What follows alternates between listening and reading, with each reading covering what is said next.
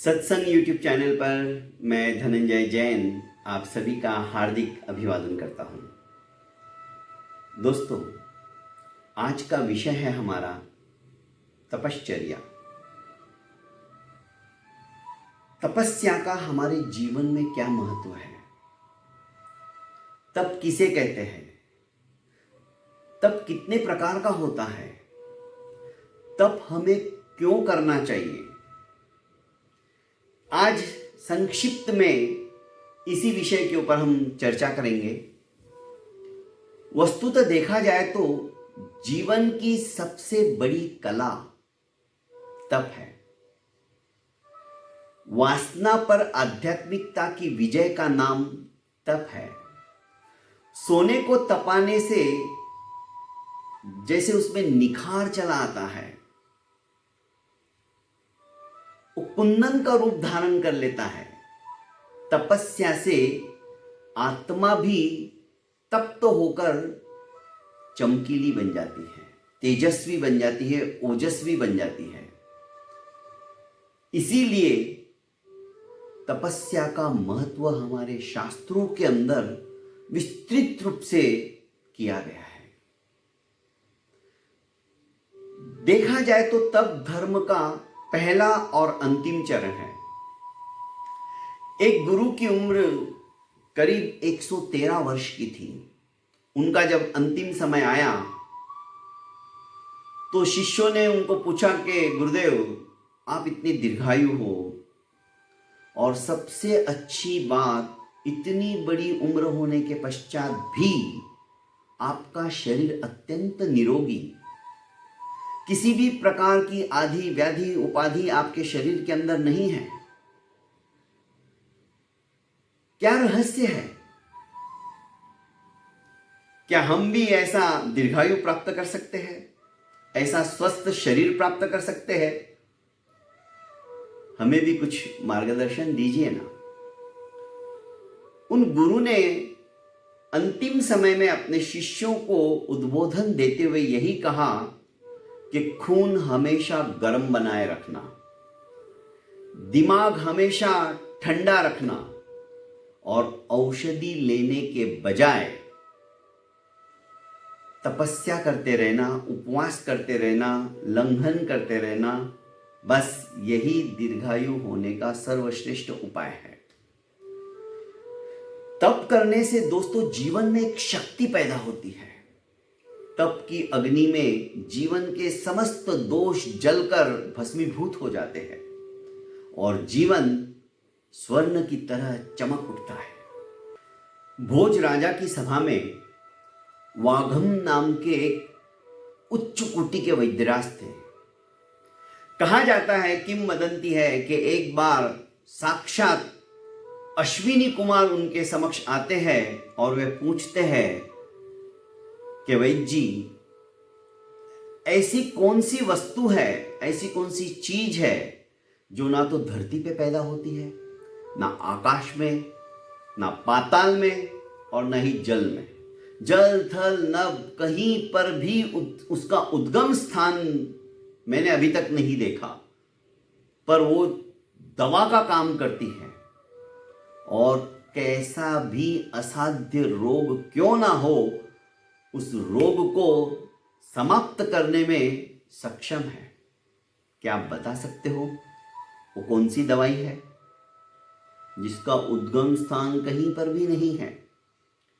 वैद्यराज जी ने कहा, लंघनम परम औषधम। उपवास जो है, लंघन अर्थात उपवास को कहते हैं, सर्वश्रेष्ठ औषध है। तप करने से शरीर की शक्ति हीन और क्षीण हो जाती है, ऐसी मान्यता है, पर मेरी नजर में यह मान्यता भ्रमात्मक है। सच तो यह है कि तप करने से शरीर निरोग एवं तेजस्वी हो जाता है। मुखमंडल के ऊपर एक अलग सी कांति आती है, तेज से देदीप्यमान हो जाता है चेहरा। कई प्रसिद्ध चिकित्सकों द्वारा यही कहा गया है कि आप लंघन करो। ये सर्वश्रेष्ठ दवाई है, औषध है। पर हम सवेरे शाम सारा दिन बकरी की तरह चढ़ते ही रहते हैं, खाते ही रहते हैं। एक नियम होना चाहिए, एक मर्यादा होनी चाहिए। खाने पीने के अंदर यदि हमने मर्यादा बांध ली तो दोस्तों हमारा शरीर हमेशा निरोग रहेगा, कोई रोग इसके अंदर उद्भूत नहीं होगा। आज तो हर घर के अंदर बीमारी है, हर घर में। ब्लड प्रेशर और शुगर, ये दो चीज तो आपको 99% लोगों के अंदर प्राप्त हो जाएगी। कई बार घर के अंदर कोई आता है तो सबसे पहले मेहमान को ही पूछते, आप चाय मीठी पियोगे या फीकी? क्यों? शुगर है या नहीं है? दोस्तों, यदि हम उपवास करना शुरू कर दे, चाहे आप महीने में एक ही दिन उपवास कीजिए, क्योंकि शरीर को भी रेस्ट चाहिए, हम नहीं देते हैं। इसीलिए कहा गया कि लंघनम परम औषधम। वस्तुतः यदि देखा जाए तो इच्छाओं का निरोध करना, इच्छाओं को रोकना, यह सबसे बड़ा तप है।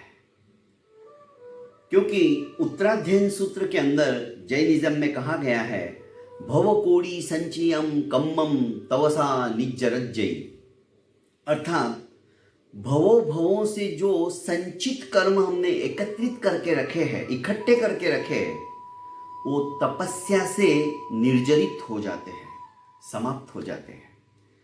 पर इस बात को नास्तिक मत है, वो नहीं मानता है। वो कहते हैं, नहीं कोई देखा आवता, नहीं कोई देखा जात, स्वर्ग नरक और मोक्ष की गोलमाल है बात। अरे भाई, किसने देखा? पुनर्जन्म होगा भी या नहीं होगा भी? कौन कहां से आया है, कहां जाएगा, किसको पता? इसलिए ये सारी बातें ना गोलमाल वाली है। जिंदगी मिली है, खाओ पियो और ऐश करो। ये जिंदगी बार बार नहीं मिलने वाली, ऐसा नास्तिक मत कहता है। वे कहते हैं, यावत जीवेत सुखम जीवेत, जब तक जिंदा रहना है सुख से जियो। ऋणम कृत्वा घृतम पीवेत, अर्थात कर्जा लो चाहे और घी पियो, घी मलाई मिष्टान सब ये खाओ। भस्मीभूतस्य देहस्य पुनराजन्मम कुतः। अरे बाबा, जब तक जीना है अच्छे से जी लो, कर्जा ले लेके अपना ऐश और आराम करो। ये शरीर तो भस्मीभूत होने वाला है, नष्ट होने वाला है, जलाया जाने वाला है। पुनर्जन्म किसने देखा है? क्यों इस शरीर को तकलीफ देते हो? सिंपल सा फंडा है। वे कहते हैं, आत्मा कर्म करता है, आत्मा ही उन कर्मों को भोगता है, आत्मा ही भटकता है 84 लाख जीवायोनियों के अंदर। जब आत्मा सब कुछ करता है, करता धरता आत्मा ही है, तो फिर इस शरीर को व्यर्थ में तकलीफ क्यों देना, क्यों कष्ट देना? तर्क भी कैसा है उसका, जो कि हमारे दिलो दिमाग में बैठे, हाँ बात तो सही कह रहा है, पर नहीं दोस्तों। शरीर एक माध्यम है। शरीर उस बर्तन की तरह है जिस बर्तन के अंदर मक्खन को घी बनाने के लिए तपाया जाता है। घी किससे निकलने वाला है? मक्खन से। अग्नि उस बर्तन को आंच दे रही है, तपा रही है, और घी मक्खन से बन रहा है, बराबर। हमें घी चाहिए तो डायरेक्ट मक्खन को ही आग पे रखो ना। उस बेचारे बर्तन को तकलीफ देने से क्या फायदा? बर्तन को क्यों तपाया जा रहा है? ठीक इसी तरह शरीर हमारा बर्तन है, और तपस्या इस शरीर को तपा रही है। फलस्वरूप आत्मा के ऊपर जो छाए हुए गंदगी है, आवरण है, क्रोध, मान, माया, लोभ, राग, द्वेष, ये सब जल के भस्मीभूत होके आत्मिक गुणों को एकदम वो चमकाती है। इसीलिए जैसे बर्तन को तपाया जाता है, इसी तरह से इस शरीर को तपाया जाता है, जिससे कि आत्मा हमारी समुज्वल हो जाए,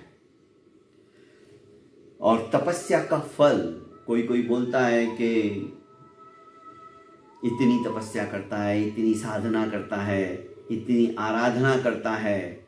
दोस्तों, तपस्या कभी भी निष्काम भावना से होनी चाहिए। कामना रहित तपस्या आपको कभी भी सफलीभूत नहीं होती है।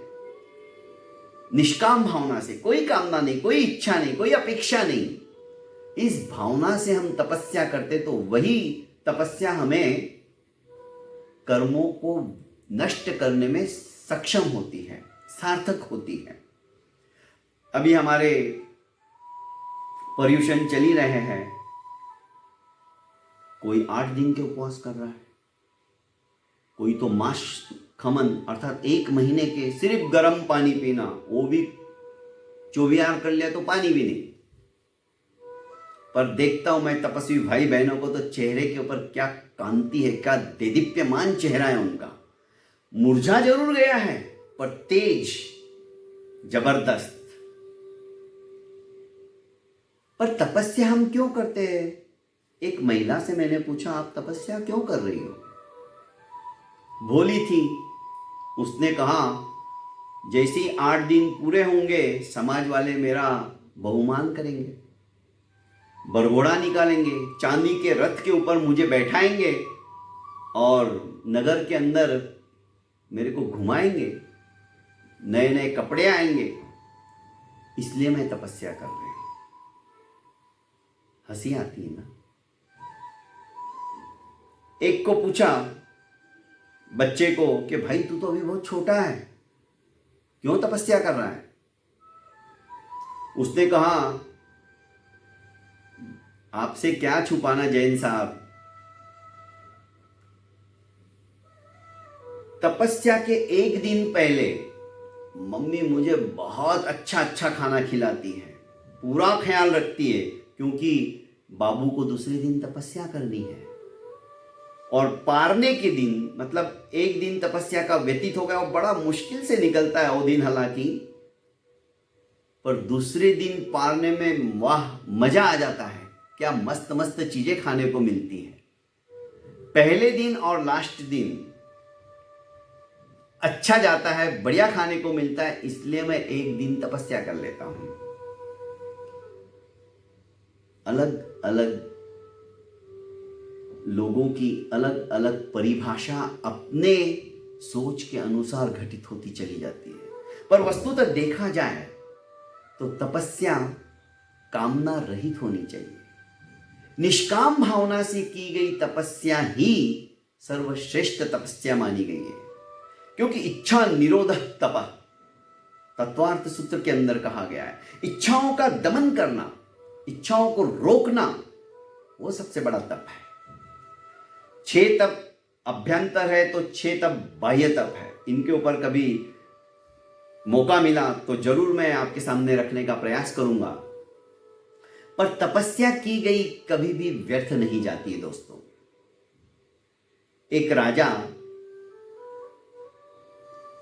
अपने राजमहल पे जा रहा था, सबसे पहले वो हाथी पर आया।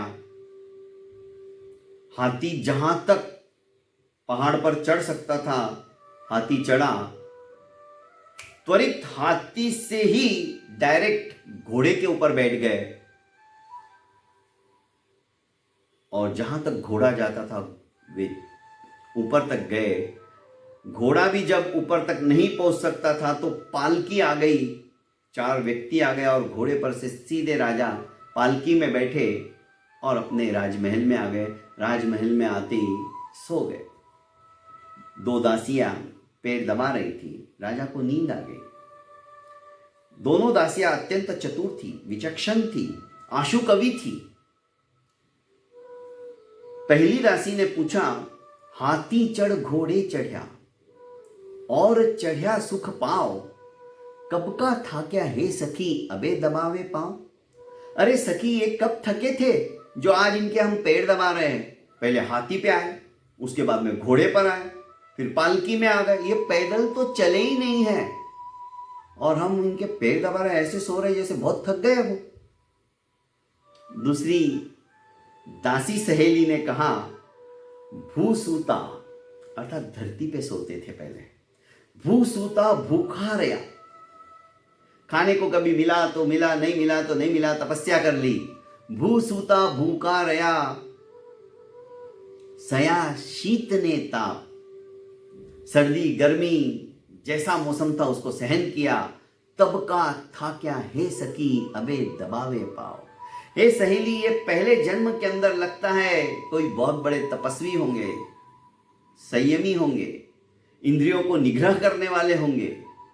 जमीन पे सोते थे, भूखे रहते थे, किसी ने दे दिया इनके पात्र के अंदर, बोहरा दिया, बहरा दिया तो खा लिया, नहीं दिया तो कोई बात नहीं, ऊपर वाले का शुक्रगुजार किया कि अच्छा हुआ आज मुझे तपस्या का मौका मिला। सया शीत नेताओं, सर्दी गर्मी हर परिस्थिति के अंदर इन्होंने अपने आप को ढाला है, सहन किया है।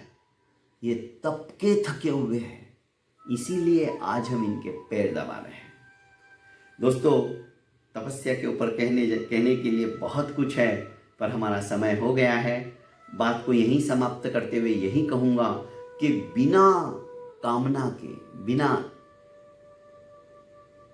अपेक्षा के, बिना आकांक्षा के, इच्छाओं का निरोध करते हुए यदि हम तप करेंगे तो मैं समझता हूं हमारी तपस्या सफल एवं सार्थक हो जाएगी। बहुत बहुत धन्यवाद।